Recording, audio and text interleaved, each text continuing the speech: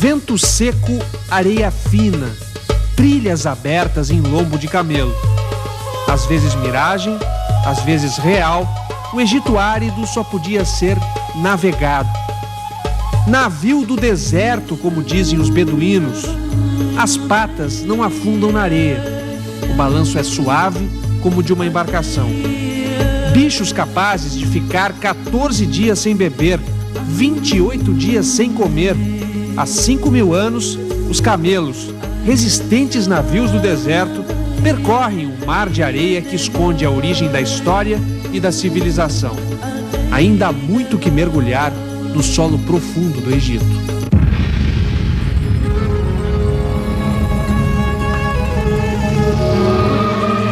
Um tesouro no fim de cada túnel?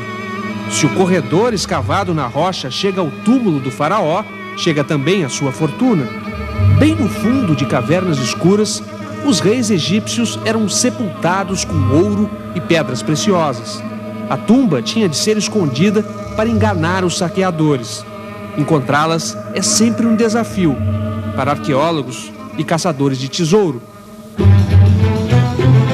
Há séculos, cientistas e ladrões disputam as tumbas, vasculhando o deserto do Egito, mesmo que tenham de enfrentar os riscos da descoberta. A vingança do faraó, a maldição da múmia a quem violaram o sarcófago. Quando a tumba de Tutancâmon foi descoberta em 1922, muita coisa aconteceu ao mesmo tempo. As luzes do Cairo se apagaram. O patrocinador da pesquisa morreu de uma infecção misteriosa. Os animais de estimação do chefe da expedição também morreram. Um canário em Londres e um cachorro no Cairo. De lá para cá, a superstição só aumentou. Encontrar uma tumba pode despertar a ira do faraó.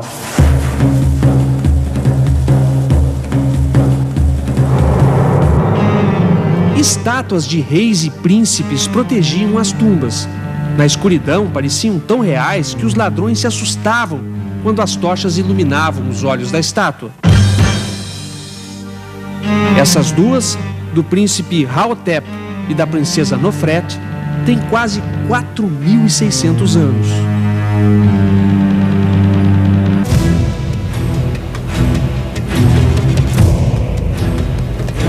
Os cientistas explicam as mortes de pessoas que entram nas tumbas.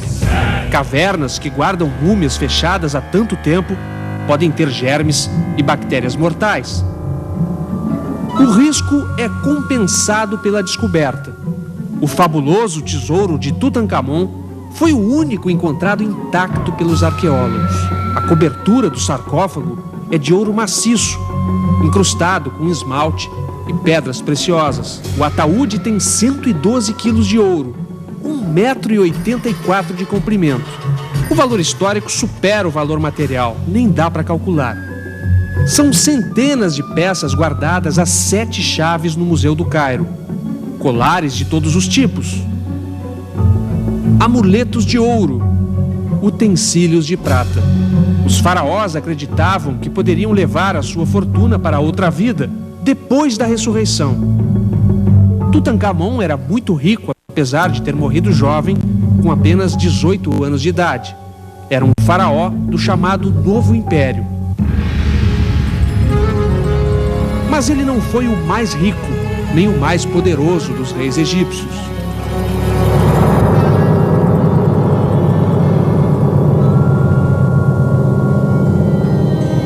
As pirâmides do Velho Império são as tumbas mais antigas do Egito.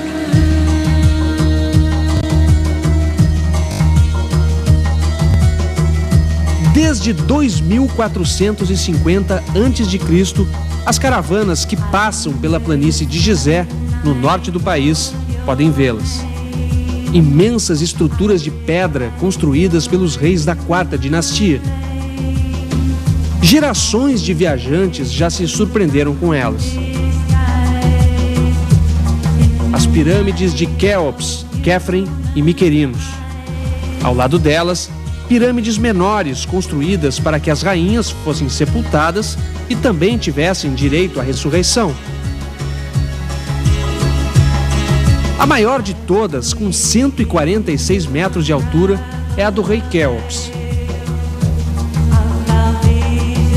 Em frente à esplanada das pirâmides, a esfinge de pedra, o guardião das tumbas, o protetor dos reis sepultados. Entramos na grande pirâmide de Quéops, uma porta estreita escavada na pedra.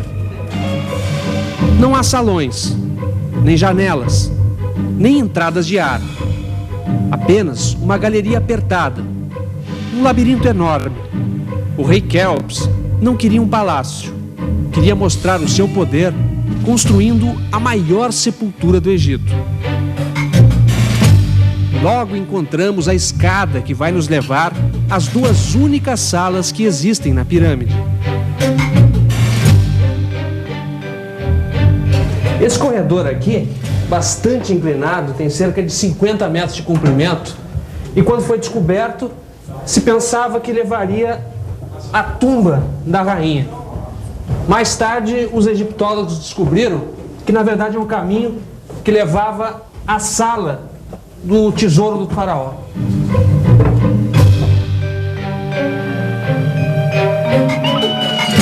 Aos poucos, a escada vai virando um fosso e foi feito de propósito para dificultar o acesso dos ladrões. Uma parte do caminho, apesar de cansativo, você ainda consegue fazer em pé até encontrar uma nova passagem, como essa aqui. Só dá para andar agachado. Mas logo do outro lado está a sala do tesouro do faraó, que já não tem mais tesouro algum, apenas uma sala vazia e um sarcófago de pedra vazio. Os saqueadores do deserto conseguiram entrar na sala proibida. Ninguém sabe em que século, ninguém sabe onde foi parar o tesouro, mas a grande pirâmide de Quéops entrou para a história como a maior façanha arquitetônica do mundo antigo.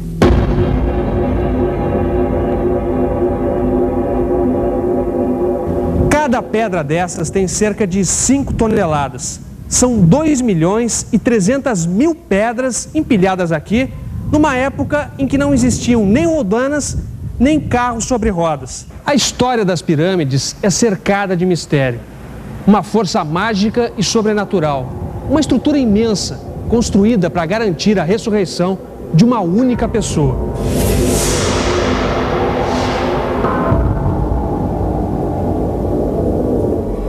Com o corpo salvo, a eternidade só depende da aprovação do Deus Sol, Amon-Ra.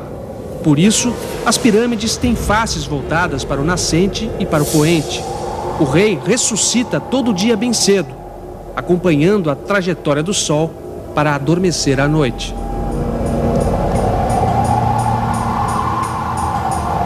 A vitória do corpo sobre o tempo. As múmias eram tão bem preparadas que atravessaram séculos e não foram destruídas. Esta foi encontrada no Vale dos Reis, no sul do Egito. Provavelmente, a múmia de um príncipe, filho do faraó Sete II. Tem 3.100 anos e permanece intocada. O paraíso além das privações do deserto, a vida além da morte. A conquista da eternidade sempre foi uma obsessão para os antigos egípcios. Evitar a decomposição da carne era ter um corpo para o espírito ressuscitar. Durante séculos, toneladas de areia cobriram tumbas e múmias, preservando o maior tesouro arqueológico da humanidade. Mas o país que vivia pensando no futuro da alma faz do passado seu principal ganha-pão.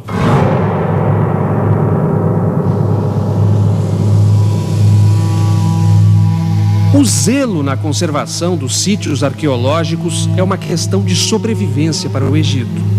60% do dinheiro que entra no país vem do turismo. A restauração é um investimento e um reencontro com o passado. Nas paredes, o modo de vida, a rotina, as roupas dos ancestrais. Os animais sagrados e os rebanhos que alimentavam as cidades no princípio da civilização. Os rudimentos da escrita aparecem nas tumbas de Saqqara, onde eram enterrados os nobres. É a prova de uma sociedade de classes. Só a nobreza tinha direito a sepulturas de pedra, o povo não. A eternidade para os poderosos.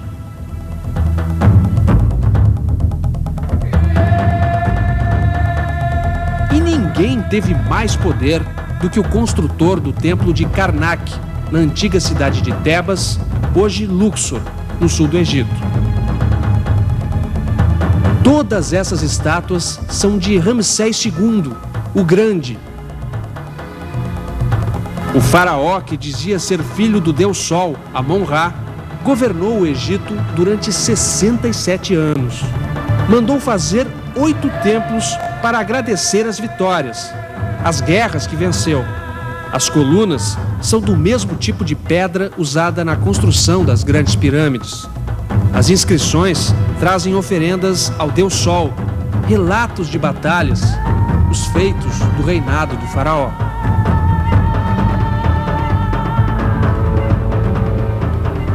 Ramsés o Grande, o poderoso rei do Egito, se ajoelha diante do deus Amon-Ra. Ele estava governando o Egito há 30 anos e pede permissão para governar por mais 30. A deusa Mut, mulher de Amon-Ra, aparece abençoando o rei.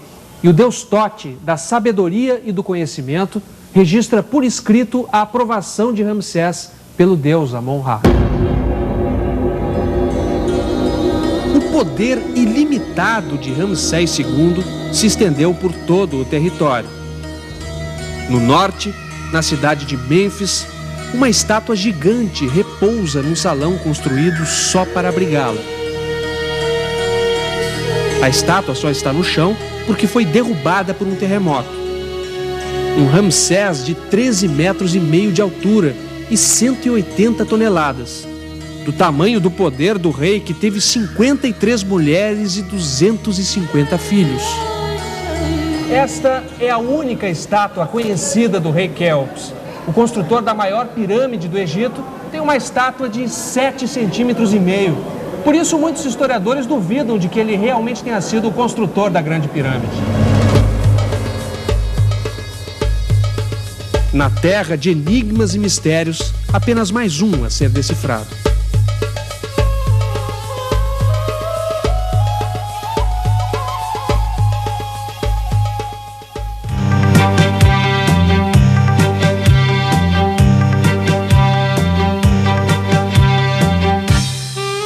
Gira resistente como a dança da roda, joia do folclore egípcio, em que o dançarino rodopia durante 35 minutos sem cair e nem ao menos ficar tonto.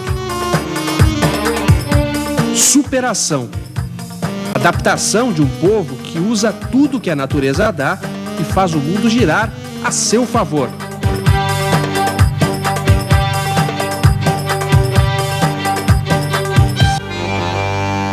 De que outra forma enfrentariam a aridez do deserto? Só resta vencer a miragem e chegar ao oásis. Embora o maior deles, El Faium, não seja bem o que se espera de um oásis.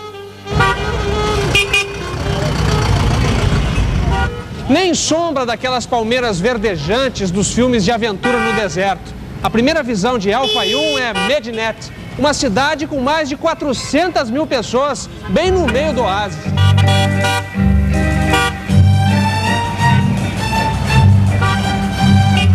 Criativa e desorganizada.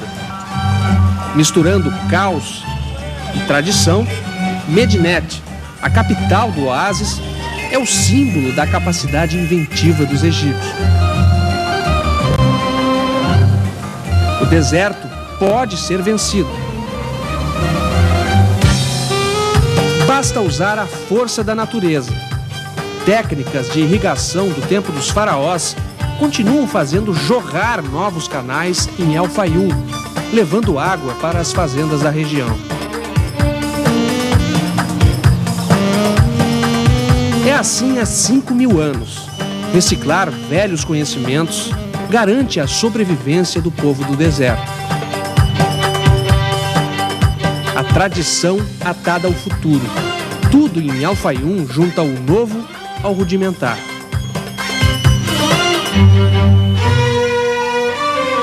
Os camponeses herdaram costumes ancestrais e profissões milenares. Há pastores em El Faium desde antes dos faraós.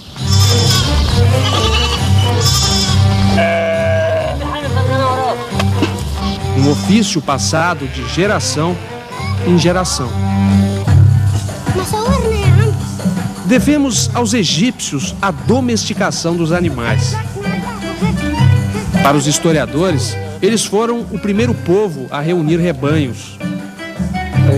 Inventaram o manejo das ovelhas, o pastoreio. Como na antiguidade, os pastores de hoje conduzem o rebanho pelos oásis e margens férteis do Nilo, de onde os agricultores tiram a produção do país.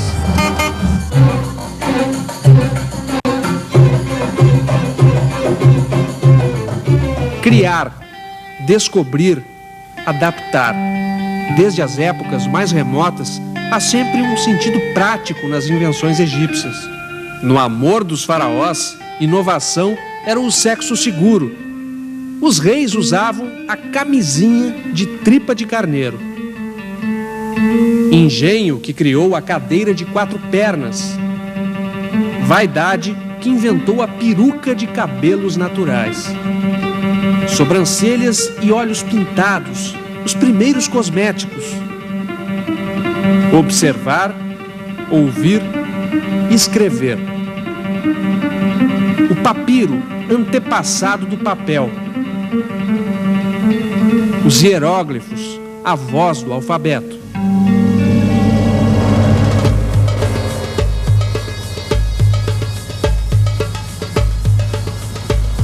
O rio Nilo represado, inundando séculos de história. A ameaça vinha do maior lago artificial do mundo, em Assuã, no extremo sul do país.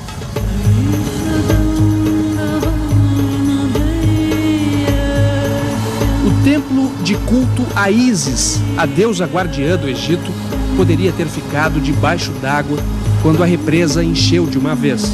Essas vigas de ferro indicam o local exato onde o templo foi construído. Mas ele não está mais aqui. Um mutirão de arqueólogos e engenheiros cerrou coluna por coluna em 1972. O templo foi desmontado, dividido em 40 mil pedaços. Foi levado de barco apenas um pouco mais para o norte e remontado como se fosse um quebra-cabeças gigante. O novo local, a ilha sagrada de Philae, o enorme santuário de granito, feito para agradecer as inundações do Nilo que fertilizavam as margens e traziam fartura para os antigos egípcios, agora está a salvo das enchentes.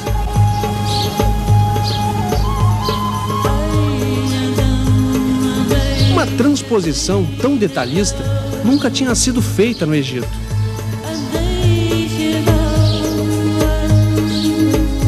O templo ficou exatamente igual ao que era. A mesma posição, os mesmos portais, os mesmos desenhos. Foram 6 anos de um minucioso trabalho encaixando pedaço a pedaço os 40 mil blocos de pedra do templo.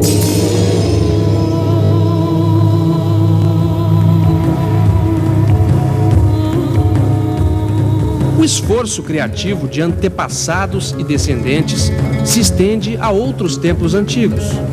Em Komombo, o pioneirismo desta civilização ainda está escrito nas colunas e nas paredes. As primeiras leis da ética estão gravadas nas pedras, sempre misturando medicina e ecologia. Um homem que matava um pássaro não merecia a ressurreição. Um médico que não informava o paciente sobre a gravidade de uma doença não merecia o respeito dos colegas. Inventaram as primeiras especializações médicas. Estudaram os ossos e as articulações. As mulheres grávidas e as posições para o parto. Criaram instrumentos cirúrgicos, de bisturis a boticões, da tesoura ao uso médico da balança. Passaram a medir o tempo. Inventaram o calendário, o ano de 12 meses, o mês de 30 dias, as estações do ano, a cronologia como forma de prever e prevenir. Planos sempre a longo prazo, uma marca cultural, uma obsessão que permanece até hoje. Os egípcios já estão preocupados com as consequências da destruição da camada de ozônio. Com a elevação do nível dos mares, a cidade de Alexandria corre o risco de ser tragada pelo Mediterrâneo. Por isso, o governo está construindo essa barreira de pedra, um muro dentro d'água para proteger Alexandria. Simples e grandioso, blocos colossais empilhados feito brinquedos. Separam o mar da cidade, mas unem passado e futuro.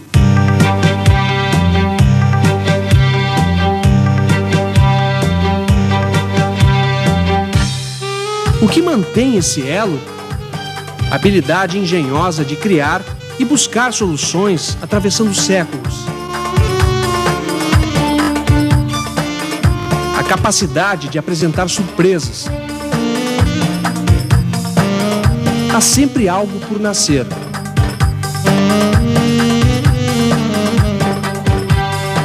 A celebração da vida é um ritual eterno.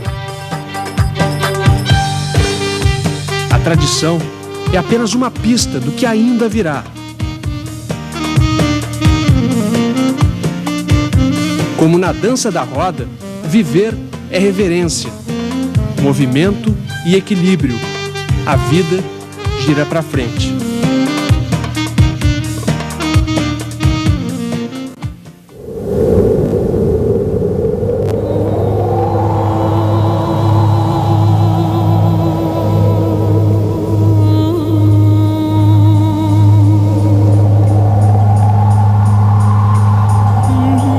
Discrição como virtude, a roupa negra sob o calor do deserto, a cabeça coberta em respeito a Alá, a prisão por detrás do véu, no contraditório mundo das mulheres do Islã, a negação que instiga, sensualidade e cor. Clausura e privações. O corpo preservado da curiosidade que devassa e perturba. Na praia onde Cleópatra se banhava, uma mulher se esconde do olhar alheio.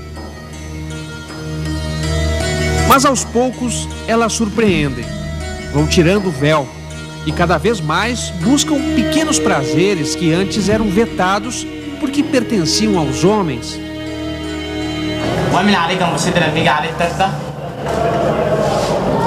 Já não é mais surpresa. O rapaz vai cantando os pontos.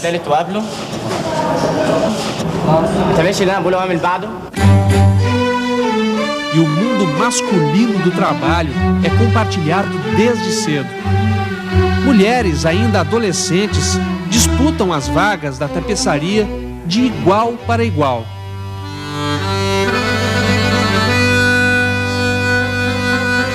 Um a um, os tabus vão caindo. Essas adolescentes moram no sul do Egito, a região mais conservadora do país. Estão perfiladas no pátio da escola agrícola Al-Ghurna.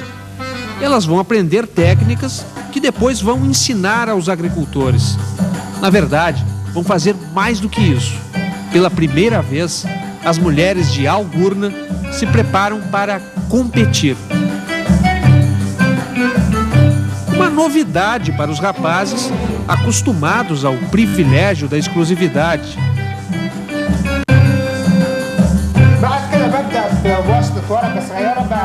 O professor mostra a fórmula para a fabricação de iogurte. A primeira turma mista em uma escola pública no sul do Egito teve que ter autorização especial para funcionar. Só estão aqui as filhas de famílias que concordaram com a inovação. Apesar deles estudarem juntos, eles estão separados dentro da classe. As meninas parecem bem mais envergonhadas aqui. O rapaz não se importa com a mistura e até prefere. Acha que vão poder competir e trabalhar juntos pelo Egito.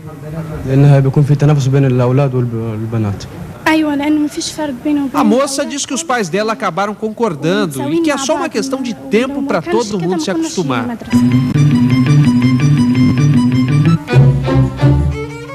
Uma demonstração pública de afeto. Um homem e uma mulher. Uma raridade no Egito. Mas não significa que eles não sejam afetivos. Os meninos andam abraçados. Homens maduros podem ser vistos de mãos dadas. Aqui é o hábito mais normal do mundo. E ninguém vê nada de mal. Os egípcios não dispensam uma festa.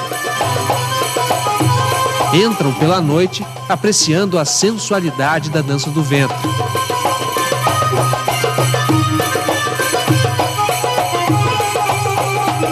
Povo festeiro,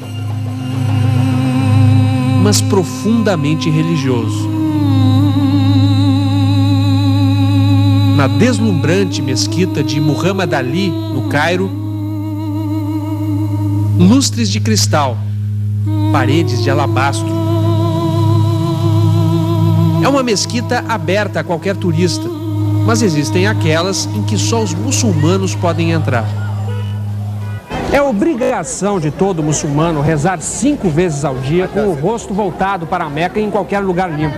Mas na sexta-feira, o dia santo do Islã, eles têm de ir a uma mesquita. Nesta, que é uma das mais procuradas do Cairo, eles montam tendas do lado de fora da mesquita para poder abrigar todo mundo.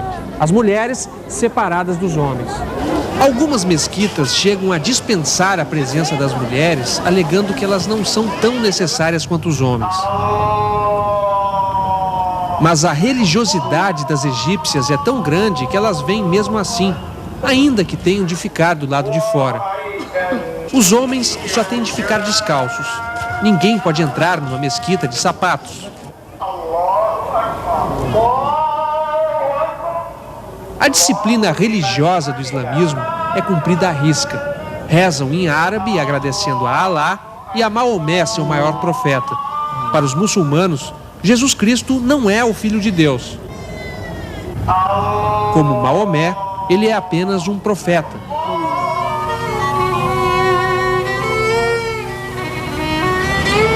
Mística e populosa, a cidade das torres e das mesquitas, Cairo é o centro da maior região metropolitana do norte da África.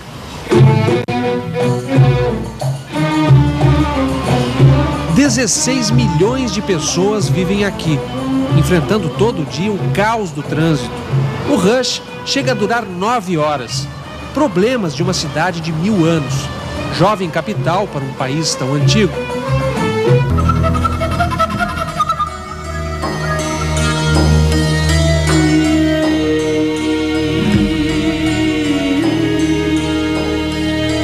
Um milagre no deserto.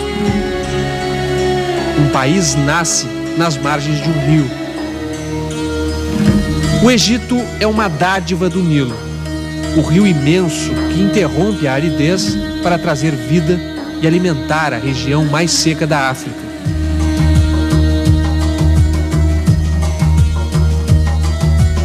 Ao lado do sol, é como uma divindade reverenciada desde as eras mais remotas.